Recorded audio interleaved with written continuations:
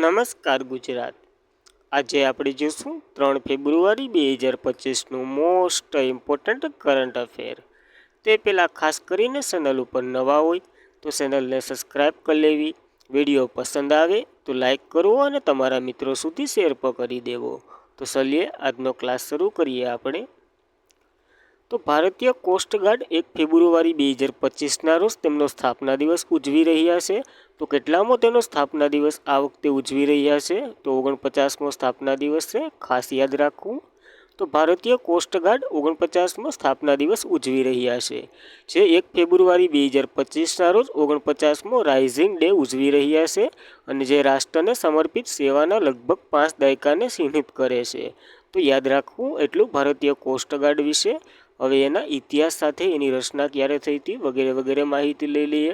તો ભારતીય કોસ્ટગાર્ડની વાત કરીએ, 1 ફેબ્રુઆરી 1997ના રોજ તેમની રચના થઈ હતી। રુસ્તમ સમિતિની ભલામણથી તેમની રચના કરવામાં આવી હતી। આનો ઉદ્દેશ્ય તો કે દરિયાના કાંઠામાં જે દાણશોર ગેરકાયદેસર પ્રવૃત્તિ સામે સામનો કરવા અને ભારતીય દરિયાના સંસાધન રક્ષણ અને પરંપરાને સૂચવે છે। જ્યારે ICGS કુથાર ભારતીય કોસ્ટગાર્ડનું પ્રથમ જહાજ હતું અને પ્રથમ મહાનિર્દેશક VS કામથ હતા, જ્યારે DG પરમેશ શિવમણી છે હાલના ભારતીય કોસ્ટગાર્ડના 26મા નંબરના DG હમણાં જ મળ્યા છે, કારણ કે 25મા નંબરના તો એટેક આવી ગયો તો ઓફ થઈ ગયા હતા। ત્યારબાદ હેડક્વાર્ટર નવી દિલ્હીમાં આવેલું છે અને સૂત્ર તો કે વયમ રક્ષમ છે। તો ખાસ કરીને એટલું કોસ્ટગાર્ડ વિશે યાદ રાખવું અને આ ફેબ્રુઆરીનો પહેલો દિવસ આપણે ઉજવી નાખ્યો। ત્યારબાદ તાજેતરમાં જ નવી દિલ્હીમાં ભારતીય પુનર્જીવન ધ મોદી ડિકેટ પુસ્તકનું વિમોચન કોના દ્વારા કરવામાં આવ્યું? તો આપણા ગૃહમંત્રી અમિત શાહ છે એના દ્વારા કરવામાં આવ્યું છે। તો કેન્દ્રીય ગૃહમંત્રી અને જે સહકાર મંત્રાલયના મંત્રી અમિત શાહે નવી દિલ્હીમાં ભારતીય પુનર્જીવન ધ મોદી ડિકેટ પુસ્તકનું વિમોચન કર્યું અને કેન્દ્રીય ગૃહમંત્રી અને સહકાર મંત્રીના મંત્રી અમિત શાહે આજે જ નવી દિલ્હીમાં કર્યું। આ પુસ્તક તો કે ડૉક્ટર ઐશ્વર્યા પંડિત દ્વારા લખવામાં આવ્યું છે અને આ 27 પ્રતિષ્ઠિત લેખકના લેખનો છે। આમાં આ પુસ્તક શેના આધારિત છે? તો નામ ઉપરથી ધ મોદી ડિકેટ છે। તો વડાપ્રધાન નરેન્દ્ર મોદીના છેલ્લા 10 વર્ષ એટલે કે 2014થી 2024 સુધીના કાર્યસ્થળમાં એક યુગલ અંત આવ્યો, એ નવા યુગની શરૂઆત કરવા જઈ રહ્યા છે, તો એના ઉપર આ પુસ્તક છે। તેમણે ભારપૂર્વક કહ્યું કે જ્યારે પણ ભારતનો ઇતિહાસ ફરીથી લખવામાં આવશે ત્યારે મોદીજીના કટ્ટર વિવેચકો પણ આ 10 વર્ષના સુવર્ણ અક્ષરો સ્વીકારશે, એવું અમિત શાહે કહી અને આ પુસ્તકનું વિમોચન કર્યું। તો આ માહિતી પણ યાદ રાખવી, નવા પુસ્તક વિમોચન થઈ ગયું। ત્યારબાદ કયો દેશ માર્ચ 2025માં બ્રિક્સ યુવા સાહસિક મીટ એટલે મીટિંગનું આયોજન કરી રહ્યો છે? તો આ મોકો ભારતને મળ્યો છે, યાદ રાખવું। તો ભારત યુવા બાબતો અને રમતગમત મંત્રાલય હેઠળ 3થી 7 માર્ચ 2025 દરમિયાન બ્રિક્સ યુવા કાઉન્સિલ આ 30% વર્કિંગ ગ્રુપ મીટિંગનું આયોજન કરવાનું છે અને આની થીમ તો કે સસ્ટેનેબલ ગ્રોથ માટે યુવા ઉદ્યોગ સાહસિક થીમ આધારિત આ બ્રિક્સ ઇવેન્ટમાં બ્રાઝિલ, રશિયા, ભારત, ચીન, દક્ષિણ આફ્રિકા અને બ્રિક્સના દેશો લગભગ 45 જેટલા દેશો આમાં ભાગ લેશે અને ઉદ્યોગ સાહસી અને નવીનતા સહકારને મજબૂત બનાવવા માટે આ મીટિંગનું આયોજન કરવામાં આવી રહ્યું છે, યાદ રાખવું। જ્યારે બ્રિક્સ યુવા સાહસિક બેઠકનું આયોજનનો હેતુ શું છે? તો કે આ બ્રિક્સ યુવા કાઉન્સિલ આ 30% વર્કિંગ ગ્રુપ મીટિંગનો મુખ્ય ઉદ્દેશ યુવા ઉદ્યોગ સાહસી વચ્ચે આંતરરાષ્ટ્રીય સહકારને પ્રોત્સાહન આપવું અને આ બ્રિક્સ દેશોમાં નવી તકોને સર્જિત કરવાનો આનો ઉદ્દેશ્ય છે। તો ઉદ્દેશ્ય પણ યાદ રાખવો। હવે બ્રિક્સ શા મળ્યું છે તો એની વાત કરીએ તો પહેલાં બ્રિક નામ હતું, જેમાં બ્રાઝિલ, રશિયા, ભારત અને ચીન વગેરે દેશો હતા। ત્યારબાદ 16 જૂન 2009ના રોજ બ્રિક નામ હતું, એની વાત કરીએ આપણે। હવે પહેલી સમિટ 2009માં જ ભરાઈ ગઈ હતી, ક્યાં? તો કે રશિયા ખાતે અને એકાન્ટેરિનબર્ગ ખાતે રશિયાના। જ્યારે 2010માં સાઉથ આફ્રિકા જોઈન્ટ થયું, ત્યારબાદ બ્રિક્સ નામ આવ્યું અને નામ કમ્પ્લીટ થયું અને 2024માં યજમાન દેશ તો કે રશિયા છે। તો પહેલી બેઠક એ રશિયાએ કરી અને છેલ્લી પર એટલે 2024ની પર રશિયામાં જ થઈ, તો એ યાદ રાખવું ઇઝી રહેશે। અને 1 જાન્યુઆરી 2024-25માં જે 5 નવા સભ્ય એડ થયા હતા, કયા કયા? તો કે યુનાઇટેડ આરબ અમીરાત, ઈરાન, ઇજિપ્ત, ઇથોપિયા।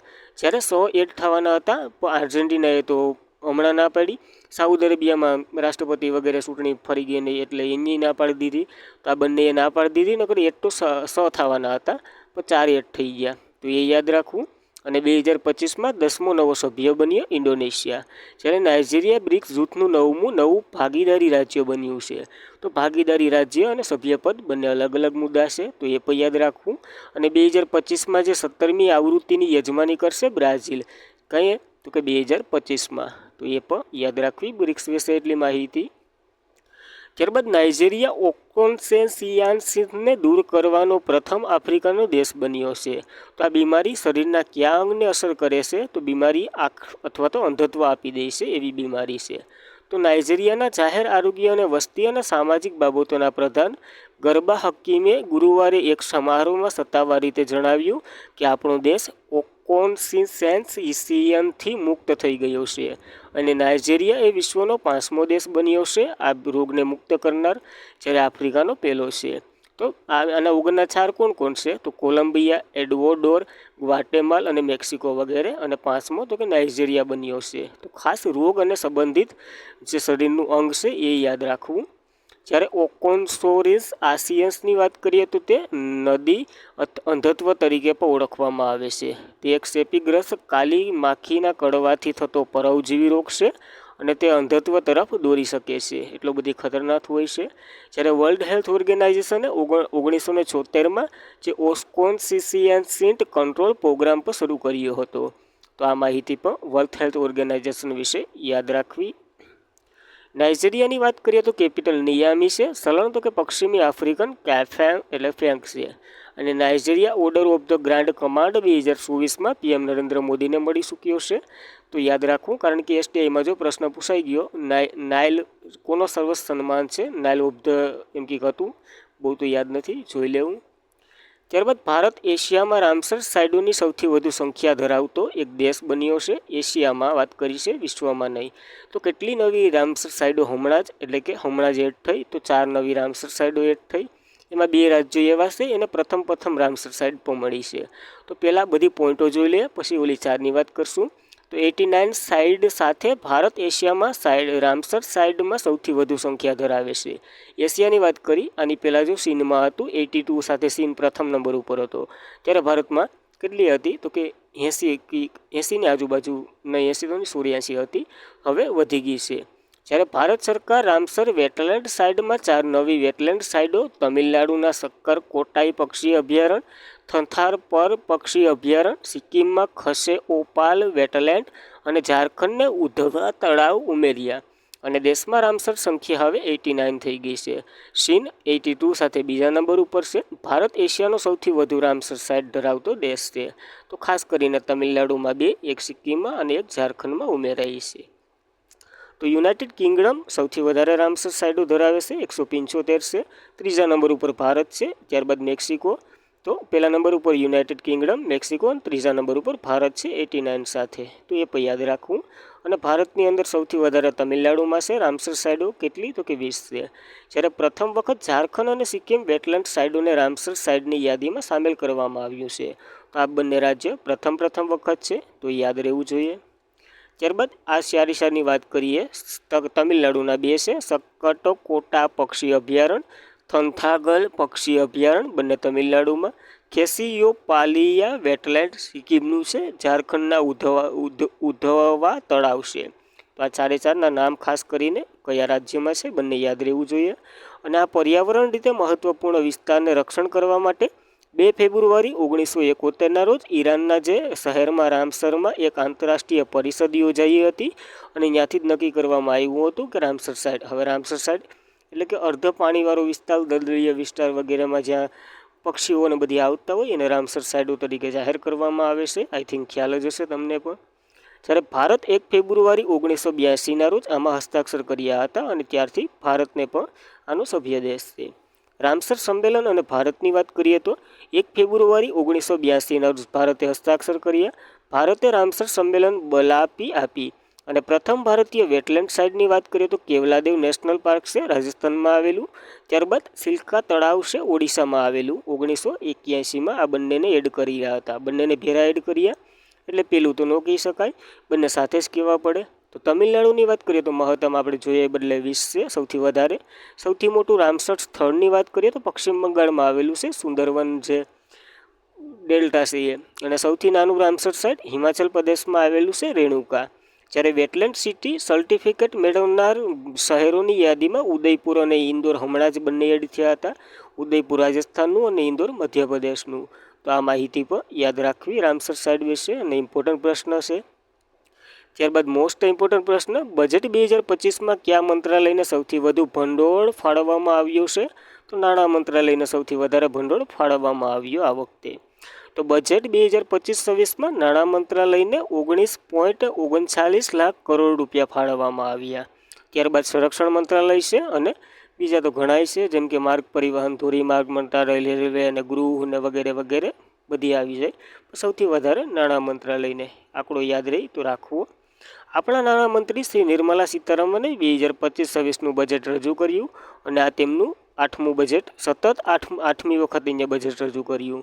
જ્યારે મોરારજી દેસાઈ 10 વખત બજેટ રજૂ કરી ચૂક્યા, પણ લગાતાર નથી કરી ચૂક્યા, એ પણ યાદ રાખવું. અને આ બજેટની થીમ તો કે બધા માટે વિકાસ છે, જે સૌનો સાથ સૌનો વિકાસ ઉપર ભાજપ આખી હાલે એવી રીતના. કુલ રસીદોની વાત કરીએ તો કુલ ફાળવણી 34.96 લાખ કરોડ ઉધાર સિવાયની બધી ફાળવણી થઈ. અને કુલ ખર્ચની વાત કરીએ તો 50.65 લાખ કરોડનો ખર્ચ થયો, અને 28.37 લાખ કરોડ રૂપિયા ટેક્સ તરીકે કેટલા મળશે આ વખતે. અને રાજકોષીય ખાધ જીડીપીના જે 4.4% સુધી નીચે લાવવામાં આવશે. કુલ માર્કેટમાંથી 14.82 લાખ રૂપિયાની ઉછીના લેવામાં આવશે, વગેરે વગેરે છે. તો આ આખા બજેટનો ઓવરવ્યૂ છે, તો જોઈ લેવો. બજેટનો ટાઈમ મળશે તો બનાવવાનો પ્રયત્ન કરશું. 12 લાખ સુધીની આવક કરમુક્ત રહેશે. અહીં 4 લાખથી 0 ટેક્સ ને 4 લાખથી 8 લાખ 5% ટેક્સ ને એ બધી. તો કે જો 12 લાખથી ઓછી આવક હોય ને એ 0માં જ આવી જાય.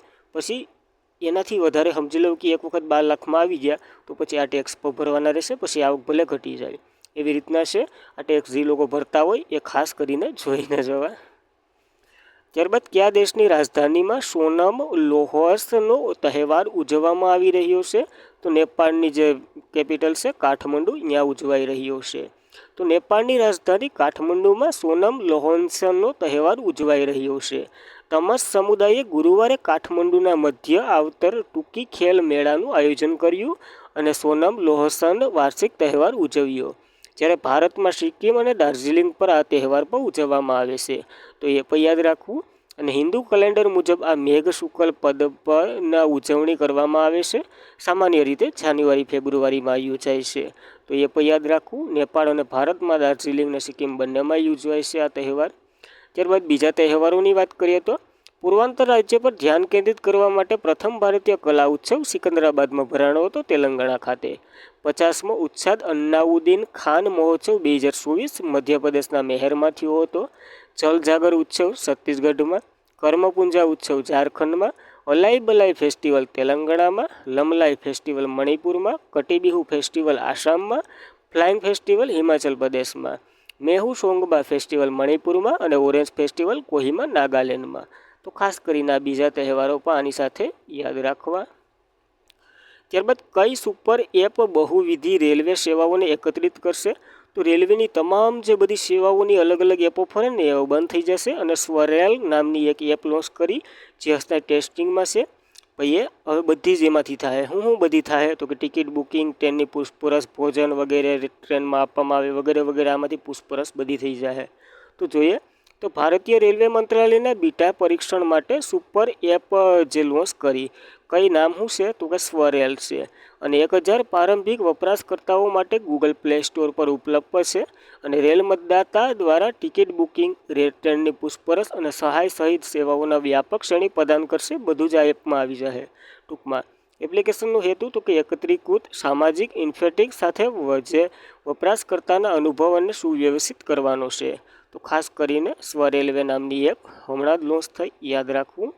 ત્યારબાદ આવું જ થોડુંક રેલવેનું જોઈ લઈએ. ભારતમાં સૌપ્રથમ ટ્રેન મુંબઈથી થાણે વચ્ચે 1953માં થઈ હતી, લોર્ડ ડેલહાઉસીના સમયમાં. એનું નામ શું હતું? કોમેન્ટ કરી દો. સતીશ કુમાર રેલવે બોર્ડના નવા ચેરમેન અને અધ્યક્ષ બન્યા. જ્યારે વિશ્વની પ્રથમ હાઈસ્પીડ કાર્બન ફ્લાઇંગ ટ્રેન નિર્માણ ચીન કરી રહ્યું છે. અને વિશ્વની પ્રથમ સેલ્ફ ડ્રાઇવિંગ ટ્રેન જર્મનીએ બનાવી છે. વિશ્વની પ્રથમ હાઇડ્રોજન સંચાલિત ટ્રેન જર્મની જ બનાવી રહ્યું છે, જ્યારે એશિયાની પ્રથમ હાઇડ્રોજન સંચાલિત ટ્રેન ચીન બનાવી રહ્યું છે. દક્ષિણ પૂર્વ એશિયાની પ્રથમ હાઈ સ્પીડ રેલવે હુસ ઇન્ડોનેશિયામાં શરૂ થઈ હતી, અને દેશનું પ્રથમ અર્ધ હાઈ સ્પીડ પ્રાદેશિક રેલ સેવા, જેનું નામ ભારતે અગાઉ રેપિડ રેલ હતું, હવે એનું નામ શું કરી દીધું તો કે નમો રેલ એમ કરી દીધું છે. તો એ પણ યાદ રાખવું. આની સાથે નમો ભારત કરી દીધું, તો યાદ રાખવું. આની સાથે સાઉદ અરેબિયા પ્રથમ લક્ઝરી ટ્રેન શરૂ કરી હતી, જેનું નામ તો કે શું રાખ્યું હતું, ડ્રીમ ઓફ ધ ડેઝર્ટ. અને પીએમ મોદીએ ગુજરાતના ભુજ રેલવે સ્ટેશનથી ભારતની પ્રથમ વંદે મેટ્રો ટ્રેન પર શરૂ કરી હતી. એનું નામ અગાઉ જે આપણે જોઈએ વંદે મેટ્રો હતું, પછી એનું નામ અગાઉ કયું હતું તો નમો ભારત રેપિડ રેલ હતું. હવે એનું નામ તો કે નમો વંદે ભારત સાથે વંદે મેટ્રો સાથે એને લોન્ચ કરવામાં આવી. બહુ કન્ફ્યુઝન થાય, જોઈ લેવું. ત્યારબાદ 2023-24માં ભારતના ટોચના જે પુરુષ કયા ક્રિકેટરને પોલી ઉમરિંગ એવોર્ડ જીત્યો છે, તો આ એવોર્ડ જસપ્રીત બુમરાહને મળ્યો છે. ઘણો ચર્ચામાં છે જસપ્રીત બુમરાહ, યાદ રાખવું. તો ભારતના ઝડપથી બોલર જસપ્રીત બુમરાહ પુરુષ વર્ગમાં શ્રેષ્ઠ આંતરરાષ્ટ્રીય ક્રિકેટ 2023-24માં બીસીસીઆઈનો પોલ ઉમરિંગ એવોર્ડ જીત્યો, અને બુમરાહ યાદગાર રહ્યા છે. જ્યારે અગાઉ બુમરાહની વાત કરીએ તો 13 ટેસ્ટમાં 71 વિકેટ, 8 T20I 15 વિકેટ અને ઉપરાંત વગેરે વગેરે સીધી છે. હમણાં જેને ICC player of the month એટલે પ્લેયર ઓફ ધ યર મળનાર 5મા ભારતીય બન્યા હતા, તો એ પણ યાદ રાખવું. આની સાથે ઘણા ચર્ચામાં છે, કીધું તો ખરી. હવે બીસીસીઆઈએ જે એવોર્ડો આપ્યા એની વાત કરીએ તો પહેલો તો આપણે જોઈ લીધો પોલી ઉમરિંગ એવોર્ડ શ્રેષ્ઠ આંતરરાષ્ટ્રીય ક્રિકેટર પુરુષ જસપ્રીત બુમરાહને. Colonel C K. Naidu lifetime achievement award પુરુષમાં સચિન તેંડુલકરને. શ્રેષ્ઠ આંતરરાષ્ટ્રીય ક્રિકેટ મહિલામાં Smriti Mandhana. BCCI special award Ravichandra Ashwin. ઓડીઆઈમાં સૌથી વધુ રન બનાવનાર મહિલા સ્મૃતિ મંધાના છે. વનડેમાં સૌથી વધુ વિકેટ લેનાર મહિલા દીપ્તિ શર્મા છે. ડોમેસ્ટિયલ ક્રિકેટ શ્રેષ્ઠ અમ્પાયર અક્ષય ત્રામ્પે છે. તો યાદ રાખવું આ બીસીસીઆઈના એવોર્ડો. બીસીસીઆઈની વાત કરીએ તો board of control for cricket in India એનું ફૂલ ફોર્મ થાય. એની રચના તો કે 1928માં થઈ હતી. આઈસીસીની રચના ક્યારે થઈ હતી કોમેન્ટ કરી દો. મુખ્ય મથક મુંબઈમાં છે. સેક્રેટરી તો કે દેવજીત સેકરિયા છે. પ્રમુખ રોજર બિન્ની છે, અને પ્રથમ આઈ ગ્રાન્ટ ગોવર્ન હતા. તો કે પ્રમુખ હતા બીસીસીઆઈના. યાદ રાખવી આ માહિતી. ત્યારબાદ ભૂતપૂર્વ કોમનવેલ્થ ગેમ ગોલ્ડ વિજેતા બોક્સર મનોજ કુમારને નિવૃત્તિ જાહેર કરી. તે કયા રાજ્યથી બિલોંગ કરે છે તો હરિયાણાના છે આ મહાનુભાવ. તો હરિયાણાના જે ભૂતપૂર્વ ભારતીય બોક્સિંગમાં 2 વખત ઓલિમ્પિક અને 2 વખત કોમનવેલ્થ ગેમમાં ગોલ્ડ અને બ્રોન્ઝ મેડલ વિજેતા મનોજ કુમારે નિવૃત્તિ લીધી. ખાસ કરીને નામ અને કઈ ગેમ સાથે સંકળાયેલા છે એ યાદ રાખવું. એના સિવાય યાદ રાખવું તો અર્જુન એવોર્ડ 2014માં, ભીમ એવોર્ડ જે 2018માં મળ્યો એ હરિયાણાની સરકાર આપે છે. દક્ષિણ એશિયન ગેમ 2016માં ગોલ્ડ, કોમનવેલ્થ ગેમ 2010માં ગોલ્ડ, બંનેમાં એક ગોલ્ડ જીતેલો છે અને એક બ્રોન્ઝ પણ જીતેલો છે. તો યાદ રાખવું આ માહિતી પાની સાથે. ત્યારબાદ 2024ની તમામ નિવૃત્તિ જોઈ લઈએ આ વખતે, કારણ કે 2024 ખતમ થઈ ગયું. ક્રિકેટમાં શિખર ધવલ, દિનેશ કાર્તિક, કેદાર જાદવ, સિદ્ધિમાન શાહ, રવિચંદ્ર અશ્વિની. બેડમિન્ટનમાં બી સાઈ પ્રણીત, કુસ્તીમાં વિનેશ ફોગટ, જિમ્નાસ્ટિક્સમાં દીપા કર્માકર, ટેનિસમાં રોહન બોપન્ના, પ્રજ્ઞેશ ગુરુશ્વર, ફૂટબોલમાં સુનલ છેત્રી, હોકીમાં PR શ્રીજસ અને રાની રામપાલ. તો ખાસ કરીને આ બધીએ નિવૃત્તિ લીધી છે 2024માં. યાદ રાખવા મહાનુભાવને. અને આજના માટે એટલું જ હતું. ખાસ કરીને મિત્રો વિડીયો પસંદ આવે લાઇક કરવો, તમારા મિત્રોને શેર કરવો, અને ચેનલ પર પ્રથમ વખત હોય તો સબસ્ક્રાઈબ પણ કરી લેવી. Thank you for watching this video. જય હિન્દ, જય ભારત.